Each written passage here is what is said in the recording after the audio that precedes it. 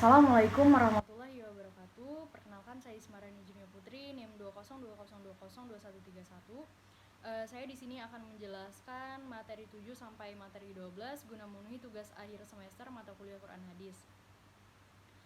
Baiklah, langsung saja saya akan menjelaskan materi yang pertama, yaitu Quran Surah Al-Anfal ayat ke-72. Surah Al-Anfal merupakan surah ke-8 dalam Al-Quran dan termasuk golongan surah Madaniyah. Dari keseluruhan total 75 ayat, salah satu ayatnya yaitu ayat ke-72 dan membagi golongan umat muslim menjadi 3 golongan. 3 golongan ini diantaranya yaitu golongan yang pertama adalah kaum yang disebut memperoleh derajat tertinggi dan mulia di sisi Allah, yaitu kaum muhajirin. Yang kedua adalah kaum Ansar di Madinah yang memeluk agama Islam, dan golongan yang ketiga adalah kaum muslimin yang tidak melakukan hijrah ke Madinah. Isi kandungan Quran Surah Al-Anfal ayat ke-72 yaitu kaum muhajirin dan ansar telah memberikan teladan dalam mujahadah nafs. Oleh karena itu, hubungan antara mereka di kota Madinah tidak bisa disamakan dengan masyarakat Islam lainnya. Hubungan antara sesama muslim di Madinah sangat erat, bahkan seperti satu keturunan, sehingga tidak lagi membedakan kewajiban dan haknya. Hubungan antara mereka dengan kaum muslim di Madinah hanya karena diikat atas dasar keimanan saja. Yang ketiga, kaum muhajirin mengalami penyiksaan, kekejaman, dan kekerasan yang dilakukan oleh kaum kafir, tetapi mereka tetap sabar dalam iman. Yang keempat, kaum Ansar berjanji kepada Rasulullah untuk bersama-sama berjuang, serta bersedia untuk menolong, baik dari harta, jiwa, dan sebagainya demi keberhasilan perjuangan Islam. Yang kelima, saling tolong-menolong, saling melindungi, serta hidup berdampingan antar kaum Ansar dan kaum muhajirin. Yang keenam, semua apa yang dikerjakan oleh hambanya di dunia Allah mengetahui serta melihatnya. Yang ketujuh, kaum Ansar dan muhajirin sama-sama berjihad dengan jiwa dan hartanya atas dorongan keimanan kepada Allah. Yang terakhir yaitu ada peristiwa menarik ketika hijrah antara orang muslim Mekah dan Madinah. Di antaranya kaum muhajirin ikut hijrah bersama Nabi Muhammad ke Madinah, sedangkan kaum Ansar menyambut serta menolong kaum muhajirin. Perilaku yang mencerminkan Quran Surah Al-Anfal ayat 72 yaitu rela berkorban demi membela tegaknya syariat Islam meski harus mengorbankan harta, jiwa, dan tenaga. Yang kedua, lebih mementingkan kepentingan umum daripada kepentingan pribadi. Yang ketiga, tolong menolong antar sesama muslim seperti memberi tempat tinggal kepada korban bencana, memberikan bantuan berupa harta maupun tenaga, dan memberikan sedekah kepada fakir miskin di sekitar kita. Yang keempat yaitu membina ukhuwah antar sesama muslim dengan cara mempererat tali silaturahmi. Kemudian Quran Surah Al-Hujarat ayat 12. Surah Al-Hujarat merupakan surah ke-49 dalam Al-Quran yang termasuk ke dalam surah Madaniyah, yakni turun sesudah Rasulullah hijrah ke Madinah, tepatnya tahun 9 Hijriah. Nama surah ini diambil dari sebuah kalimat yang pada ayat 4 yaitu berarti kamar-kamar. Isi kandungan surah Al-Hujarat ayat 12 yang pertama yaitu orang-orang yang beriman haram hukumnya menggibah dan mencari-cari keburukan orang lain. Yang kedua, orang-orang yang berbuat gibah, mencari-cari keburukan orang lain serta senantiasa berburuk sangka, maka hukumnya dosa.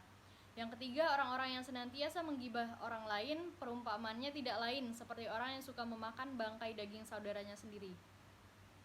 Yang keempat, diwajibkannya orang-orang beriman untuk senantiasa bersikap husnuzon, yaitu berbaik sangka di segala bidang kehidupan. Yang terakhir yaitu Allah Maha Penerima taubat para hambanya yang mau berserah diri dan tawakal kepadanya. Perilaku yang mencerminkan surah Al-Hujarat ayat 12 yaitu tidak berburuk sangka kepada sesama, selalu husnuzon kepada sesama. Yang kedua, tidak mencari-cari keburukan saudara seiman, lebih baik mencari keburukan diri sendiri untuk diperbaiki. Yang ketiga, tidak menggunjing, lebih baik diam daripada tidak bicara namun menambah dosa. Boleh bicara jika yang dibicarakan ini untuk menambah kebaikan, bukan malah menggunjing. Yang keempat, tidak memanggil saudara seiman dengan panggilan yang tidak disukainya. Yang kelima, selalu tawakal kepada Allah Subhanahu wa Ta'ala. Materi selanjutnya yaitu Quran Surah Al-Isra ayat 32. Surah Al-Isra ayat 32 melarang zina dengan larangan yang sangat keras. Jika banyak hal haram dilarang, zina ini bukan hanya dilarang namun juga dilarang mendekatinya. Ibnu Katsir menjelaskan Allah melarang hamba-hambanya berbuat zina, begitu pula mendekatinya, dan melakukan hal-hal yang mendorong dan menyebabkan terjadinya perzinahan. Implikasi Quran Surah Al-Isra ayat 32, yang pertama yaitu orang tua perlu mendapat pemahaman tentang pendidikan seks. Yang kedua, upaya orang tua menjaga jarak hubungan antara anak laki-laki dengan anak perempuan. Yang ketiga, orang tua harus mengajarkan kepada anak terkait izin masuk kamar orang tua.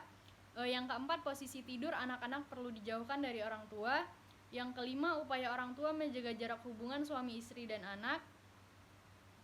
Yang keenam, yaitu orang tua memberi jawaban yang proporsional ketika anak bertanya tentang seks. Yang selanjutnya, orang tua harus mengajarkan anak supaya menghindari dari sikap yang mengarah kepada ciuman dan persentuhan organ seks. Yang selanjutnya, yaitu orang tua harus mengarahkan dan mengawasi anak dari media informasi. Yang selanjutnya, yaitu yang terakhir, orang tua harus memfasilitasi anak untuk bergaul dengan teman-teman yang baik. Yang selanjutnya yaitu Quran surah An-Nur ayat kedua. Untuk kandungan Quran surah An-Nur ayat 2 ini, yaitu dalam ayat ini sudah begitu jelas bahwa Allah Subhanahu wa taala melarang dengan keras perbuatan zina, baik pelakunya itu laki-laki maupun wanita. Pelarangan berbuat zina ini hikmahnya agar kehormatan manusia dapat terjaga secara sempurna. Yang kedua, bagi pezina laki-laki dan pezina perempuan yang keduanya belum pernah menikah, maka hukumannya dengan didera sebanyak 100 kali untuk masing-masing. Yang ketiga, dalam melaksanakan hukuman tersebut tidak boleh berbelas kasihan kepada keduanya. Yang terakhir, yaitu pelaksanaan hukumnya hendaknya disaksikan oleh sebagian dari orang-orang yang beriman. Dengan begitu bisa menjadikan efek jerah bagi yang lain. Implikasi Quran surah An-Nur ayat 2. Pada dasarnya, penyebab utama terjadinya perbuatan zina ini adalah dorongan nafsu birahi seseorang. Menurut Imam Al-Ghazali, ada 3 cara untuk menyelamatkan nafsu syahwat. Yang pertama yaitu memutuskan keterikatan, yang kedua memadamkan api, dan yang terakhir yaitu mencari jalan yang halal. Materi yang selanjutnya yaitu Quran surah Az-Zumar ayat ke-39. Isi kandungan Quran surah Az-Zumar ayat 39 yaitu Allah memerintahkan kepada umat Islam agar menyembah kepada yang berhak untuk disembah, yaitu Allah Subhanahu wa taala sesuai dengan kemampuan. Yang kedua, semua jenis ibadah yang mampu dilakukan oleh manusia hendaklah dilakukan secara ikhlas karena Allah Subhanahu wa taala. Yang terakhir yaitu untuk mempertahankan kehidupan di dunia, manusia hendaklah bekerja sesuai dengan keahlian masing-masing sehingga hasilnya akan maksimal. Yang selanjutnya yaitu Quran surah At-Taubah ayat ke-105. Surah At-Taubah diturunkan di Madinah yang lebih dikenal dengan sebutan surah Madaniyah, serta tertulis dalam Al-Quran urutan surah yang ke-9 setelah Quran surah Al-Anfal. Isi kandungan Quran surah At-Taubah ayat 105 yaitu surah At-Taubah ayat 105 ini memerintahkan orang-orang beriman untuk beramal dan bekerja. Sebaiknya orang beriman dilarang bersikap malas dan membuang-buang waktu. Yang kedua, Allah melihat dan menilai setiap amal ibadah hambanya. Karena setiap amal harus dilakukan dengan ikhlas, bukan karena ria dan mengharap pujian manusia. Inilah etos kerja muslim. Yang ketiga, ayat ini memotivasi orang-orang yang beriman untuk bersungguh-sungguh dalam proses amal dan pekerjaannya, karena proses inilah yang dilihat dan dinilainya. Allah tidak menilai hasil dari usaha tersebut. Yang keempat, Allah Maha mengetahui seluruh perbuatan manusia, baik yang tersembunyi maupun yang terang-terangan. Allah Maha mengetahui niat dan kualitas amal hambanya. Yang terakhir, setiap manusia akan kembali kepada Allah dan mempertanggungjawabkan setiap amalannya. Selanjutnya yaitu Quran surah Yunus ayat 40 dan 41. Isi kandungan surah Yunus ayat 40 dan 41 yaitu yang pertama, tafsir Al-Muyassar. Ditemukan variasi penafsiran dari para pakar tafsir terhadap isi surah Yunus ayat 40 dan 41, misalnya seperti terlampir, dan di antara kaummu, wahai Rasul, ada orang-orang yang mengimani Al-Quran dan sebagian dari mereka ada yang tidak mengimaninya, hingga mati dalam keyakinan itu dan dibangkitkan dengannya. Dan Tuhanmu mengetahui orang-orang yang melakukan kerusakan, yang tidak beriman kepadanya dengan dorongan kezoliman, penentangan dan kerusakan, lalu Allah memberikan balasan kepada mereka atas kerusakan yang mereka perbuat dengan siksaan yang keras. Yang kedua, tafsir Al-Muyassar. Di antara orang-orang musyrik itu ada orang yang kelak akan percaya kepada Al-Quran sebelum kematiannya. dan ada yang tidak percaya kepadanya karena keangkuhan dan kesombongannya sampai ajal menjemputnya. Tuhanmu, wahai Rasul, Maha mengetahui orang-orang yang bersikeras mempertahankan kekafirannya, dan Tuhanmu akan membalas kekafiran mereka tersebut. Yang terakhir yaitu tafsir Al-Wajiz. Di antara mereka para penduduk Mekah yang mendustakan Al-Quran, ada juga orang-orang yang beriman kepada Al-Quran. Di antaranya ada pula orang-orang yang tidak beriman kepadanya. Tuhanmu lebih mengetahui tentang orang-orang yang berbuat kerusakan dan kekufuran. Selanjutnya yaitu Quran Surah Al-Ma'idah ayat 32. Surah Al-Ma'idah ayat 32 adalah ayat yang mengajarkan untuk menjaga kehidupan dan menghindarkan diri dari tindak kekerasan. Isi kandungan dari Quran Surah Al-Ma'idah ini yaitu yang pertama, membunuh merupakan dosa besar. Membunuh satu orang tanpa alasan yang dibenarkan seakan-akan membunuh manusia seluruhnya. Yang kedua, memelihara nyawa manusia berpahala besar. Memelihara satu nyawa seakan-akan memelihara kehidupan manusia seluruhnya. Yang ketiga, surah Al-Ma'idah ayat 32 ini menunjukkan bahwa Islam mengajarkan umatnya untuk menjaga kehidupan dan menjauhi tindak kekerasan. Yang keempat, Allah telah mengutus para rasul dengan membawa keterangan yang jelas, termasuk mengajarkan untuk menjaga kehidupan dan memperingatkan agar menjauhi tindak kejahatan. Yang kelima, banyak di antara Bani Israel yang melampaui batas, meskipun mereka telah mengetahui keterangan yang jelas dari Rasul yang mendakwahi mereka. Yang terakhir, yaitu ayat ini juga berisi hinaan dan kecaman atas Bani Israel yang suka melampaui batas, melakukan pelanggaran dan sering membunuh tanpa sebab yang dibenarkan. Materi yang selanjutnya yaitu Quran Surah Ali Imran ayat 190 dan 191.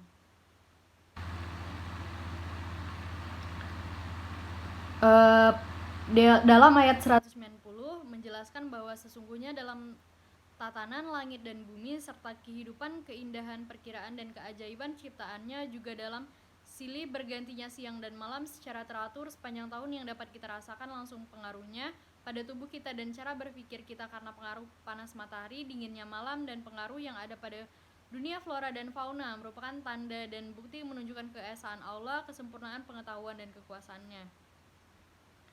Sedangkan pada ayat 191 mendefinisikan orang-orang yang mendalam pemahamannya dan berpikir tajam atau ulul albab, yaitu orang-orang yang berakal dan orang-orang yang mau menggunakan pikirannya, mengambil faedah atau hidayah dan menggambarkan keagungan Allah. Ia selalu mengingat Allah Subhanahu wa taala dengan berzikir di setiap waktu dan keadaan, baik di waktu ia berdiri, duduk, atau berbaring. Jadi dijelaskan dalam ayat ini bahwa ulul albab yaitu orang-orang yang baik lelaki maupun perempuan yang terus-menerus mengingat Allah dengan ucapan dalam hati atau hati dalam seluruh situasi dan kondisi.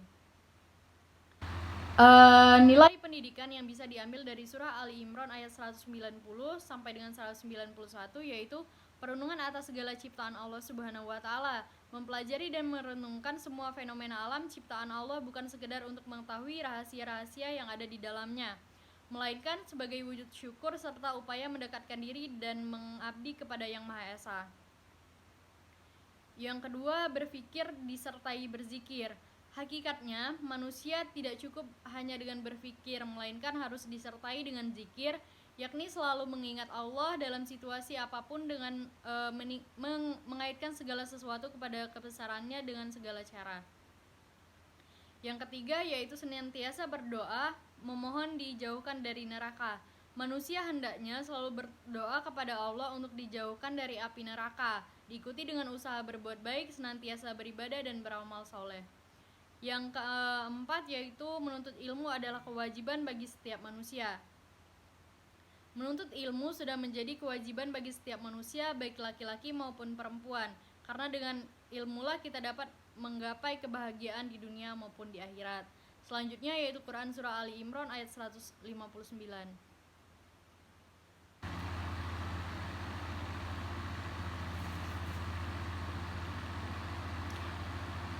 Kandungan dari surah Ali Imran adalah perintah untuk memaafkan dan memohon ampun serta bermusyawarah meski sebagian muslimin berbuat salah. Allah Subhanahu wa taala memerintah Rasulullah untuk memaafkan mereka dan memohon ampunan kepadanya. Allah juga memerintahkan untuk mengajak mereka bermusyawarah. kandungan Quran Surah Ali Imran ayat 159, yaitu Rasulullah SAW tetap bersikap lemah lembut dan tidak marah kepada sebagian kaum muslimin yang melakukan pelanggaran dalam keadaan genting. Perang Uhud, bahkan beliau memaafkannya dan memohonkan ampun untuk mereka. Dalam tafsir Ibnu Katsir, setiap sikap lemah lembut yang ditunjukkan Nabi SAW adalah salah satu rahmat Allah kepada makhluknya. Perilaku tersebut patut diteladani umat Islam pada saat ini. Yang kedua, sikap lemah lembut, rasa rahmat, belas kasihan dan cinta kasih yang ditanamkan Allah Subhanahu wa taala kepada Rasulullah ini mempengaruhi sikap beliau dalam memimpin. Sikap tersebut mempengaruhi cara kepemimpinan seseorang. Yang ketiga, Rasulullah SAW selalu bermusyawarah dalam segala hal, terlebih dalam urusan peperangan. Hal ini merupakan anjuran bagi umat Islam untuk senantiasa bermusyawarah atau berdiskusi dalam segala hal sebelum mengambil keputusan. Yang keempat, musyawarah merupakan salah satu cara untuk mengambil kesepakatan bersama. Sebagaimana Imam Ahmad meriwayatkan telah menceritakan kepada kami, Waki telah menceritakan kepada kami, Abdul Hamid dari Syahir Ibnu Hausyah dari Abdurrahman Ibnu Ganam bahwa Rasulullah pernah bersabda kepada Abu Bakar dan Umar, seandainya kamu berdua berkumpul dalam suatu musyawarah, aku tidak akan berbeda denganmu. Yang kelima, anjuran untuk patuh terhadap kesepakatan dari hasil musyawarah yang telah dilakukan. Dan yang terakhir, bertawakal sepenuhnya kepada Allah karena Dia adalah pemberi pertolongan dan pembela bagi hambanya. Selanjutnya yaitu Quran Surah Al-Baqarah ayat ke-83. Surah Al-Baqarah ayat 83 adalah ayat yang mengisahkan perjanjian Bani Israel kepada Allah untuk berpegang teguh pada pokok-pokok agama, mulai dari tauhid, berbuat ihsan kepada orang tua dan manusia, hingga mendirikan sholat dan menunaikan zakat. Isi kandungan surah Al-Baqarah ayat 83 yaitu Allah telah mengambil perjanjian dari Bani Israel yang berisi pokok-pokok agama yang harus diamalkan. Bani Israel telah sepakat dengan perjanjian itu namun kemudian melanggarnya. Yang kedua, kewajiban untuk menyembah Allah dan tidak menyekutukannya dengan sesuatu apapun. Yang ketiga, kewajiban berbuat ihsan kepada orang tua, kaum kerabat, anak-anak yatim, dan orang-orang miskin. Yang keempat, kewajiban mengucapkan kata-kata yang baik kepada orang lain. Kewajiban mendirikan sholat, kewajiban menunaikan zakat. Yang selanjutnya, perintah-perintah dalam isi perjanjian ini juga berlaku bagi kaum muslimin sebagaimana ajaran Islam. Yang kedelapan, melalui ayat ini Allah mengungkapkan sifat Bani Israel yang suka berkhianat dan melanggar perjanjian. Yang kesembilan, hanya sedikit dari kalangan Bani Israel yang menepati janjinya. Yang selanjutnya yaitu surah Al-Maidah ayat ke-48. Al-Maidah adalah surah kelima dalam Al-Quran. Surat ini terdiri dari 120 ayat. Nama Al-Maidah sendiri memiliki arti hidangan. Dalam surah tersebut diceritakan bahwa peristiwa perjamuan Nabi Isa alaihi salam dengan hidangan yang turun dari langit yang bermakna sebuah anugerah. Surah Al-Maidah diturunkan di kota Madinah. Ayat-ayatnya di dalamnya diturunkan setelah Rasulullah hijrah ke Madinah sewaktu melakukan haji terakhir, Haji Wada. Isi kandungan dari Quran Surah Al-Maidah ayat 48 yaitu yang pertama, Al-Quran merupakan kitab yang benar dan tidak ada keraguan di dalamnya, membenarkan kitab-kitab sebelumnya sekaligus menjadi pembenaran atas kitab-kitab itu. Sebab kitab-kitab sebelum Al-Quran sudah tidak otentik lagi karena diubah oleh manusia. Yang kedua, Al-Quran adalah pegangan hidup dan harus menjadi pedoman dalam memutuskan segala sesuatu.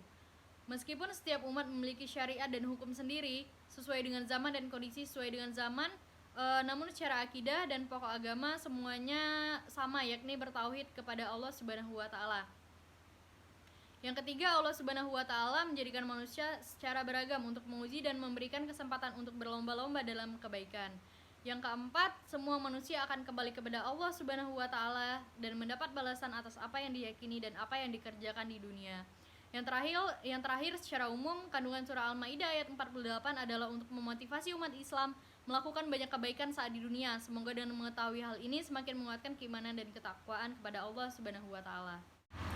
Selanjutnya yaitu Quran surah Al-Luqman ayat 13 dan 14. Luqman merupakan salah satu nama yang diabadikan dalam Al-Quran sebagai nama surah. Keistimewaan Luqman dicerminkan sebagai sosok yang arif dan mendidik anak. Isi kandungan Quran Surah Al-Luqman ayat 13 dan 14 yaitu pendidikan akidah, larangan berbuat syirik kepada Allah. Hal ini merupakan bagian dari pokok pembahasan tentang pendidikan keimanan karena iman merupakan hal-hal yang utama dan harus tertancap kuat dalam diri setiap individu. Ibarat sebuah pohon, iman adalah akarnya. Apabila akarnya kuat, maka pohon pun akan berdiri dengan kokoh. Demikian pula dengan kebulatan dan kekuatan iman dapat mengokohkan mental spiritual dalam menunjang segala aspek kehidupan. Yang kedua yaitu pendidikan akhlak, berkaitan dengan Quran Surah Al-Luqman ayat 14 yang mengandung ketetapan untuk berbuat baik kepada orang tua dan senantiasa bersyukur atas jasa perawatan dan pendidikannya. Dalam hal tidak menaati perintah orang tua yang memerintahkan dalam hal menyekutukan Allah atau berbuat maksiat yang dibenarkan, namun dianjurkan agar tetap memperlakukan keduanya dengan baik dalam urusan dunia. Selanjutnya yaitu kandungan Quran Surah Al-Hujurat ayat 10, yaitu yang pertama, orang-orang mukmin meskipun bukan saudara kandung mereka terikat dengan persaudaraan iman atau uhuwa imaniyah, bagaikan saudara sekandung, bahkan ikatannya lebih kuat lagi. Yang kedua, ketika ada orang-orang mukmin berselisih dan bertikai, kewajiban bagi mukmin lainnya untuk mendamaikan mereka. Yang ketiga, pertikaian bisa terjadi bahkan di antara dua orang. Meskipun yang bertikai dua orang, wajib bagi mukmin untuk mendamaikan mereka, apalagi jika yang bertikai banyak orang. Yang keempat, orang-orang mukmin harus menjadikan takwa sebagai landasan dalam keseluruhan amal dan aktivitasnya, termasuk dalam mendamaikan dua orang yang bertikai. Dengan takwa, ia bisa adil dan tidak diskriminatif. Dengan takwa juga akan memperoleh rahmat Allah Subhanahu wa Ta'ala. Yang terakhir, ayat ini mengisyaratkan persatuan dan kesekutuan akan melahirkan rahmat bagi kaum muslimin. Sebaiknya pertikaian dan perpecahan akan menjauhkan dari rahmat Allah Subhanahu wa Ta'ala. Demikian yang dapat saya sampaikan. Demi lebih dan kurang saya mohon maaf. Kepada Allah saya mohon ampun. Saya akhiri. Wassalamualaikum warahmatullahi wabarakatuh.